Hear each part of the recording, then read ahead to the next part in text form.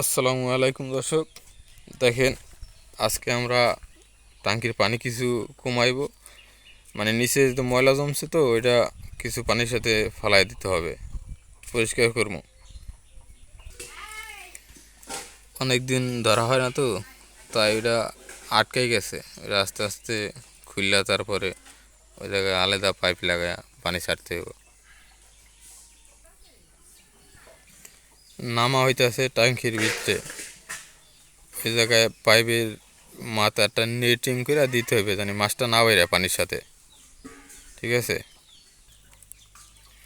ওই জায়গায় আলাদা পাইপ দিয়ে দিয়েছিলাম, যাতে পানিটা একটা সমতুল্য থাকে। কারণ পানি বেশি হয়ে গেলে আবার ইহের টাঙ্কি, তো কাগজের টাঙ্কি, তো সমস্যা, চাপ সৃষ্টি হয়ে যায়। এই কারণে দেখেন দর্শক, ওই পাইপটা ওই যে ক্ষয় হয় নইলো।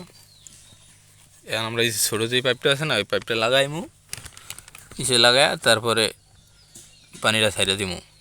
আর ওই পাইপের মাথায় একটা নেট দিয়ে দিতে হবে, জানি মাছ ভিতরে না ঢুকতে পারে, ময়লা পানি এই দুইটা জিনিস জানি বের হয়ে যায়। ঠিক আছে, লাগানো হইতেছে, লাগানো হয়ে গেছে, ক্লিয়ার। এখন বাইরিয়া তারপরে পানি ছাড়তে হবে। ঠিক আছে,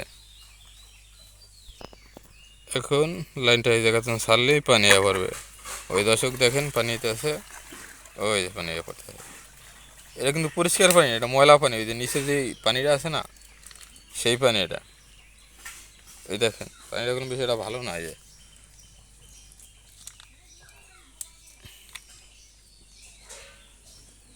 আর দর্শক, আপনারা তো ভিডিও দেখেন, লাইক কমেন্ট তো কিছুই করেন না।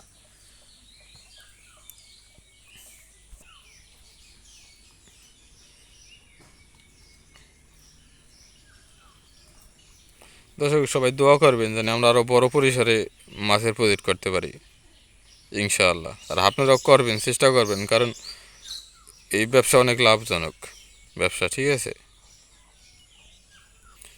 দর্শক, দেখেন প্রথমে কিন্তু পানিটা অনেক ময়লা আবর্জনা ছিল, এখন কিরকম কিছুটা ক্লিয়ার পানি বের হতে আছে, মানে ময়লা কিছুটা কমতেছে। ঠিক আছে, ভিতরে লাইটা সাইডা দিয়া পরে একটু পানি ফেলাইলে পুরো পরিষ্কার হয়ে যাবো।